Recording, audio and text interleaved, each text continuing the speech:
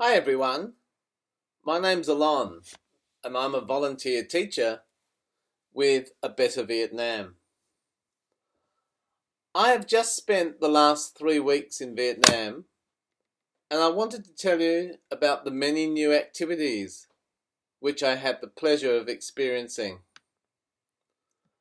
I stayed in Hoi An at a lovely homestay run by a charming family who took care of all my needs, from washing my clothes to feeding me breakfast to making sure I had a bicycle to ride around the town.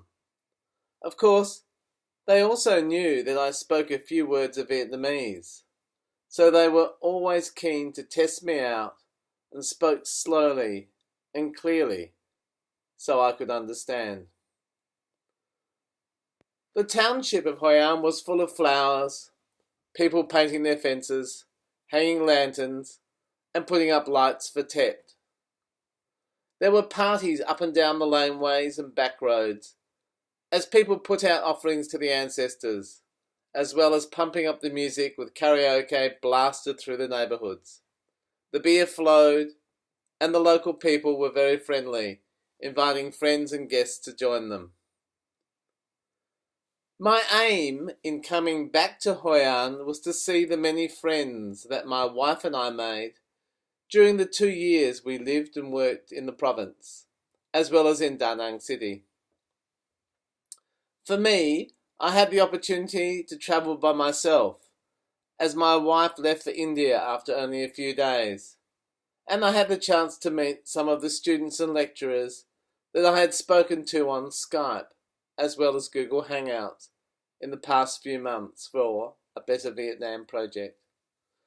The thrill for me was meeting them in person and being able to chat with them in a more relaxed setting, such as a coffee shop, the favourite place for Vietnamese to hang out.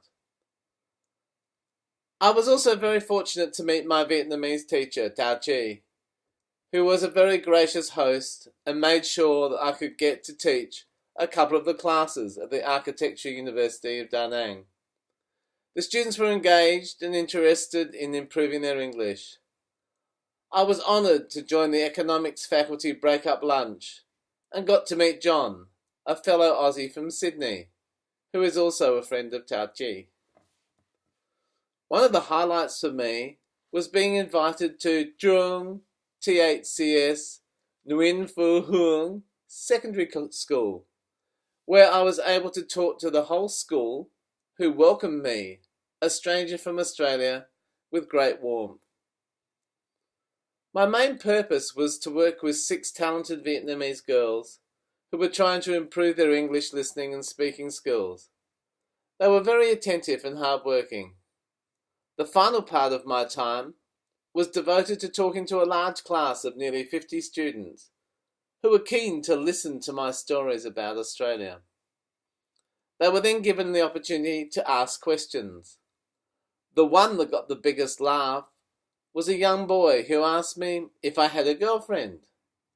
They all thought this was hilarious, especially after showing them my wedding ring and talking about my wife.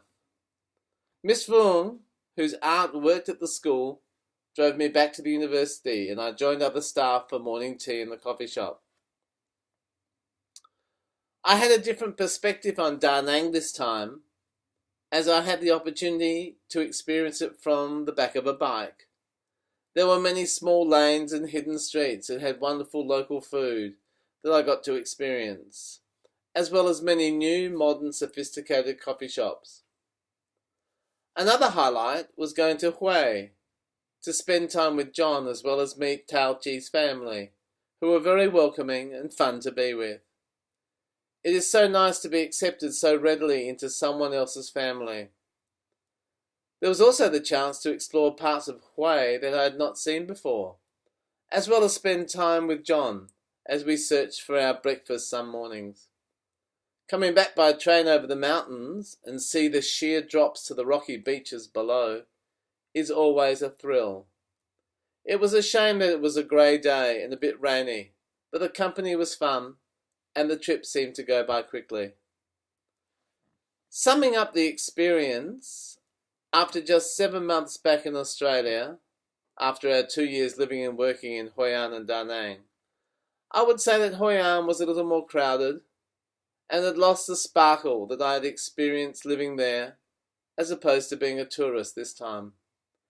Getting to know Da Nang better and spending time with the students and teachers formed such a good, solid connection for me, and hopefully friendships that will last a long time into the future.